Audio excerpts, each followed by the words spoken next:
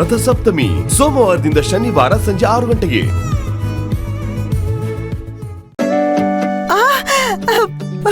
ಪದ್ಮಿನಿ,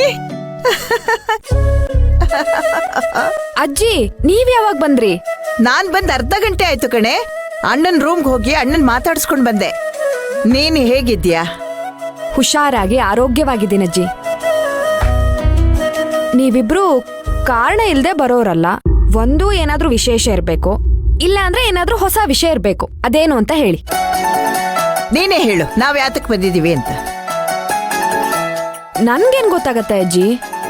ಏಯ್, ಅದು ನಿನಗ್ ಸಂಬಂಧಪಟ್ಟ ವಿಷಯ ಕಣೆ.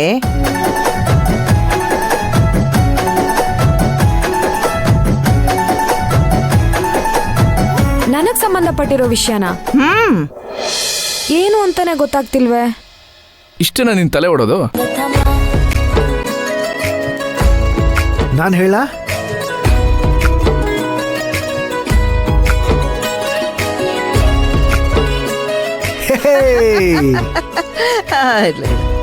ಸೂರ್ಯ, ನೀ ಎಲ್ಲೋಗಿದ್ಯಪ್ಪ ನೀನು? ನಾನ್ ಬಂದ ತಕ್ಷಣ ನಿನ್ನನ್ನೇ ಹುಡುಕ್ತಿದ್ದೆ. ನನ್ನ ಮಹಡಿ ಮೇಲಿದ್ದೆ ಅಜ್ಜಿ. ನೀವು ಬಂದಿರೋ ವಿಚಾರನೇ ಗೊತ್ತಿಲ್ಲ. ಯಾವುದೋ ಫೋನ್ಗೋಸ್ಕರ ಕಾಯ್ತಾ ನಿಂತಿದ್ದೆ. ಆಮೇಲೆ ತಾತ ಸಿಕ್ಕಿದ್ರು. ನೀವಿಬ್ರು ಬಂದಿದ್ದೀರಾ ಅಂತ ಹೇಳಿದ್ರು. ಅದಕ್ಕೆ ಓಡೋಡು ಬಂದೆ.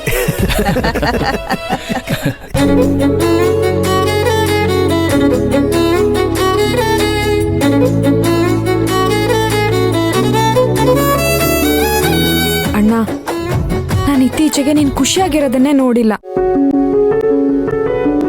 ಇವ್ರು ನೋಡಿದ್ರೆ ನನ್ ವಿಚಾರನೇ ಮಾತಾಡಕ್ ಬಂದೆ ಅಂತಿದ್ದಾರೆ. ನೀನ್ ನೋಡಿದ್ರೆ ಎಲ್ಲ ವಿಷಯ ಗೊತ್ತಿದೆ ಅಂತ ಹೇಳ್ತಿದ್ಯಾ.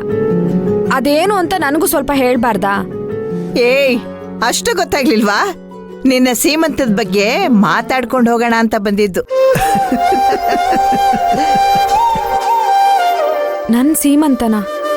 ಅದು ಇಂಥ ಸಮಯದಲ್ಲಿ? ಈಗಲ್ದೆ ಇನ್ಯಾವಾಗ ಮಾಡ್ಬೇಕಮ್ಮ? ಅಲ್ಲ ಅಣ್ಣ, ಮನೆ ಪರಿಸ್ಥಿತಿ ಏನು ಅಂತ ನಿನ್ಗೆ ಗೊತ್ತಲ್ವಾ? ಅದಕ್ಕೆ ಈ ಕಾರ್ಯಕ್ರಮನ ಹೊರಗಡೆ ಇಟ್ಕೊಳ್ಳೋಣ ಅಂತಿದ್ವಿ. ನೋಡಮ್ಮ, ನಮ್ಮ ಕಷ್ಟ, ನೋವು, ಸಂಕಟದ ಮಧ್ಯೆ ಒಂದು ಸಂಭ್ರಮದ ವಿಚಾರ ಬಂದಿದೆ ಅಂತಂದ್ರೆ ಅದು ನಮ್ಮ ಪಾಲಿನ ಅದೃಷ್ಟ.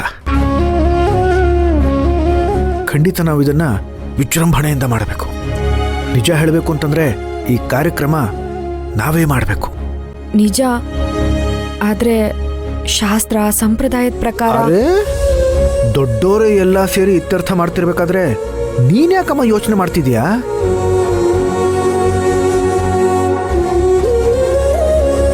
ನೋಡಮ್ಮ ಪದ್ಮಿನಿ, ನೀನು ಇದನ್ನೆಲ್ಲ ಬಿಟ್ಟು ನೀನು ಹೇಗೆ ಮಹಾರಾಣಿಯಾಗಿ ಅಲಂಕಾರ ಮಾಡಿಕೊಂಡು ಈ ಕಾರ್ಯಕ್ರಮದಲ್ಲಿ ಮಿಂಚಬೇಕು ಅನ್ನೋದ್ರ ಕಡೆ ಗಮನ ಕೊಡು.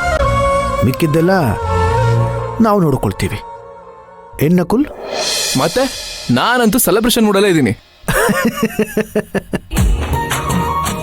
ನಿಜ ಹೇಳ್ಬೇಕಂದ್ರೆ ಈ ಕಾರ್ಯಕ್ರಮದ ಬಗ್ಗೆ ಮೊದಲು ಮಾತೆತ್ತದವನೇ ಇವನು ಕಣಮ್ಮ. ಈ ಒಂದು ಕಾರ್ಯಕ್ರಮದಿಂದ ನಮ್ಮ ಎರಡೂ ಕುಟುಂಬ ಒಂದಾಗತ್ತೆ. ಎಷ್ಟೋ ವರ್ಷಗಳ ಹಿಂದೆ ನಾವು ಒಟ್ಟಿಗೆ ಸೇರಿ ಸಂಭ್ರಮ ಪಡ್ತಿದ್ವಿ. ಈಗ ಮತ್ತೆ ಆ ಸಂತೋಷ ಅನುಭವಿಸೋ ಕಾಲ ಬಂದಿದೆ. ನೀನೇನು ಯೋಚನೆ ಮಾಡಬೇಡ ಕಣೆ, ಎಲ್ಲ ಒಳ್ಳೇದಾಗತ್ತೆ. ಮುಂದೆ ಒಳ್ಳೇದೂ ಆಗತ್ತೆ. ನಿಜ. ನಾನೀ ಮೊದಲು ನನ್ನ ತಂಗಿ ಸೀಮಂತದ ಬಗ್ಗೆ ಸಿಕ್ಕಾಪಟ್ಟೆ ಕನಸು ಕಟ್ಕೊಂಡಿದ್ದೆ. ಆದರೆ ಅದು ಸಕಾಲಕ್ಕೆ ನೆರವೇರಲಿಲ್ಲ.